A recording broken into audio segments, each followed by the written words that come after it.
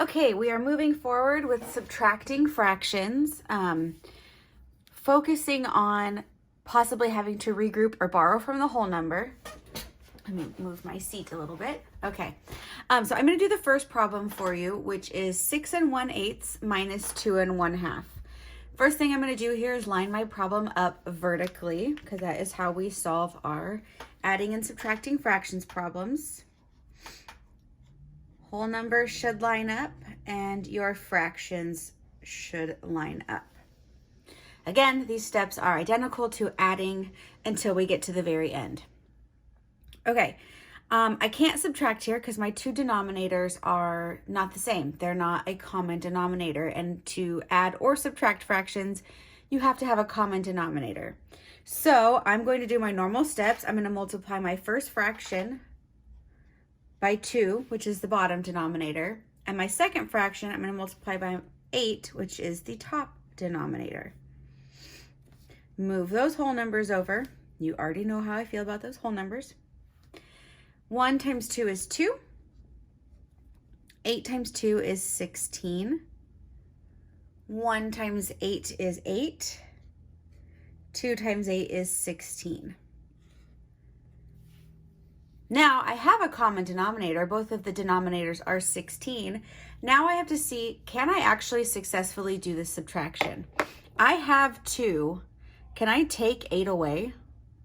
No, because I don't have 8 even here. I only have 2.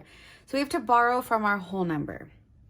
So I'm going to take 1 whole away, turning my 6 into a 5. Now remember, the equivalent to 1 whole, I'm going to write this at the top just to give you that visual.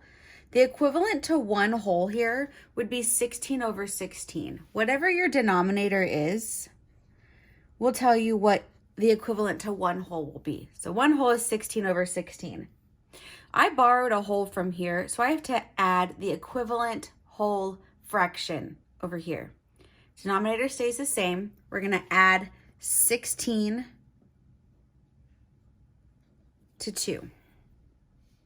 Now, I don't do my work like this because this to me is very messy and not clear. So I'm going to rewrite my fraction now, and hopefully I can successfully subtract.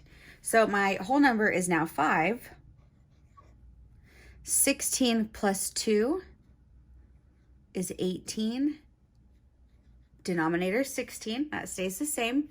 And our bottom fraction stayed the same because we didn't have to borrow from the bottom.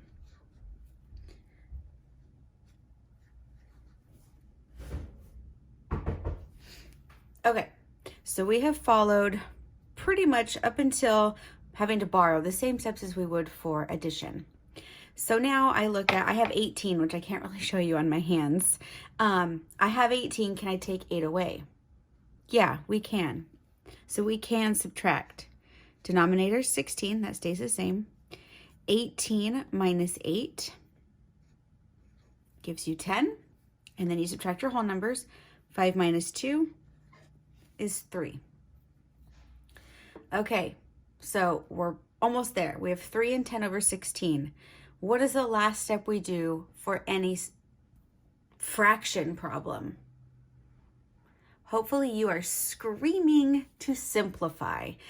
Big hint here is 10 and 16 are both evens, so we know we can at least divide them by 2 to simplify, but let's just double check and see if there's anything bigger. All right, I'm gonna come over here. Yes, you can see we are looking for the factors of 10 and 16. 10, we have 1 times 10 and 2 times 5. 16, we have 1 times 16.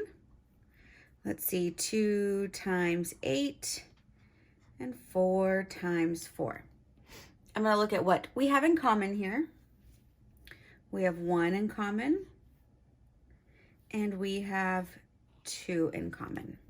So we're going to divide 3 and 10 over 16. We're going to divide that fraction by 2 to simplify. Because I don't want to run out of room over here, I'm going to rewrite it over here.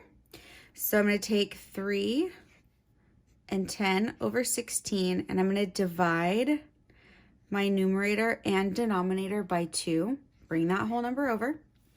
10 divided by 2 is 5. I also know 5 times 2 is 10. 16 divided by 2 is 8. I also know 8 times 2 is 16. So our final answer is 3 5/8. So you're going to do this for all your other problems. Double checking, do I need to borrow here? Can I successfully do this subtraction? If you cannot, you need to borrow from the whole number.